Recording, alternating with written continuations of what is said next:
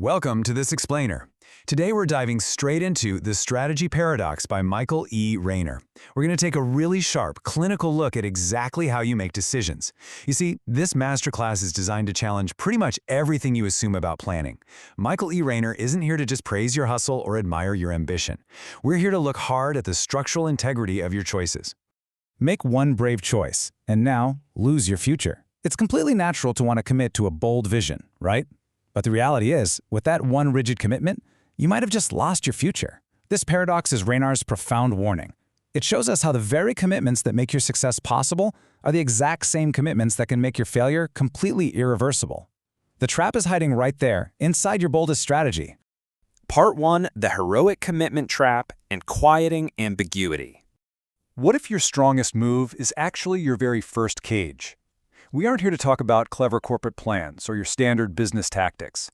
We are examining where extreme pressure enters the minds of highly competent builders, people exactly like you. The human mind loves commitment because it quiets ambiguity. It makes things feel safe. But treating every single moment of hesitation as a weakness is a really dangerous trap. You might call it disciplined commitment, but inside, your jaw's locked and your breath is shallow. That isn't ambition. That's a cage. The old way of thinking about strategy tells you to just worship certainty, choose the absolute right future, and commit to it with total force. But Rayner's deeper move asks you to design for uncertainty. It's about choosing where commitment actually belongs and building shelter for the things that simply cannot be known yet. Moving to part 2, exhaustion as a strategy signal and the hidden toll it takes. So why does success feel so much more tiring when the plan actually looks clearer? We really need to address the hidden exhaustion you're carrying. You might even feel this strange sense of pride in being trapped by your own reliable image. People call you clear, they call you dependable. But inside, something pulls tight right behind your ribs.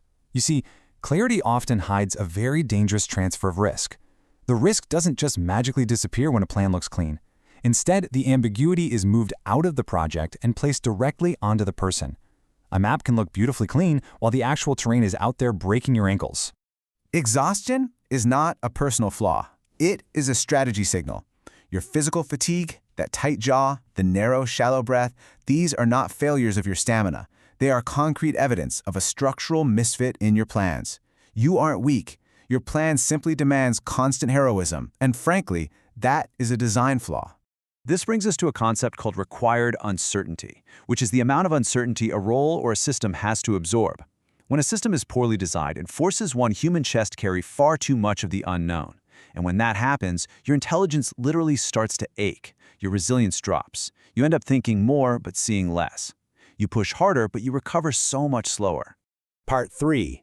The architecture of uncertainty and building structural firmness. You know, the shallow lesson you get from most business books is to just become flexible.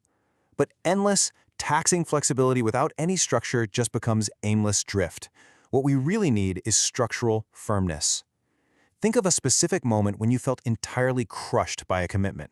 Now look at that memory through the lens of this book and ask yourself, what kind of shelter lets commitment stay brave? Because true shelter isn't an escape from your work. It isn't avoiding the hard choices. True shelter is creating an architecture around your decisions that prevents uncertainty from becoming your identity. Courage requires a structure that can actually absorb shock. I want you to picture half-built stone cathedral. It's wrapped in scaffolding, taking on freezing rain under these heavy, dark storm clouds. The master builder stands below. Everyone looking from the outside applauds the courage, the sheer height, the pure ambition of those massive walls. But on the inside, water is hitting the floor, the wood is groaning, and the ropes are snapping. There's a rule here. Do not confuse a load-bearing choice with a locked door. The true danger in our cathedral metaphor isn't the dream of the building itself. The danger is the sequence. The builder imagined this heavy, beautiful roof long before the structural supports could actually bear the weight. You've locked the door on your options before the foundation was even ready. Rain falls inside the cathedral because the roof came before the supports. If you connect this architectural failure directly to your own body, it makes perfect sense. Overcommitment creates a beautiful, heavy load, but without the proper systemic supports, that load has nowhere to rest except inside your own physical tension. Your nervous system literally becomes the scaffolding. Every building has a load path. Weight travels through beams, walls, and columns.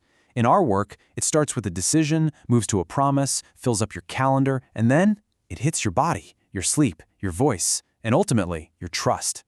Trace your own path right now. Does your role actually call your exhaustion leadership?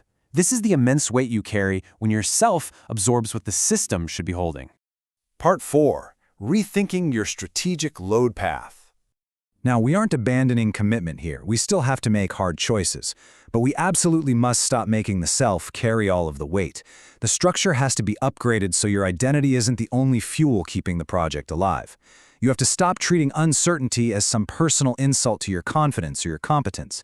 Instead, you need to start treating uncertainty as a literal structural weight, something that must be engineered, managed, and distributed properly across your entire system.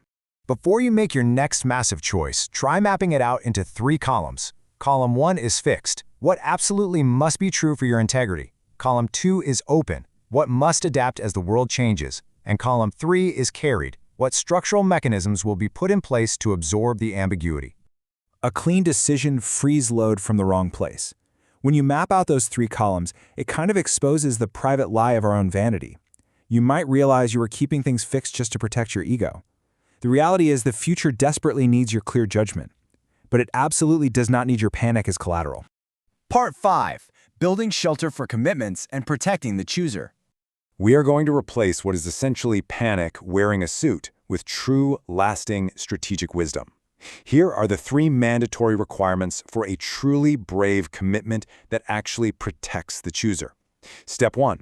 A reason deep enough to deserve the cost. Step 2. A structure strong enough to carry that cost without relying on your sleep or your health. And Step 3. An honest review point to prevent waste, giving you total permission to revise without an ounce of shame. If you want to master this discipline, you must continue the internal transformation at upgowise.com. Take this explainer and use it, not as a manual for rigid control, but as a mirror for your misplaced burdens. You aren't tired because you lack willpower. You're tired because your strategy is constantly asking yourself to absorb what your design should be holding. Commitment without shelter becomes exhaustion.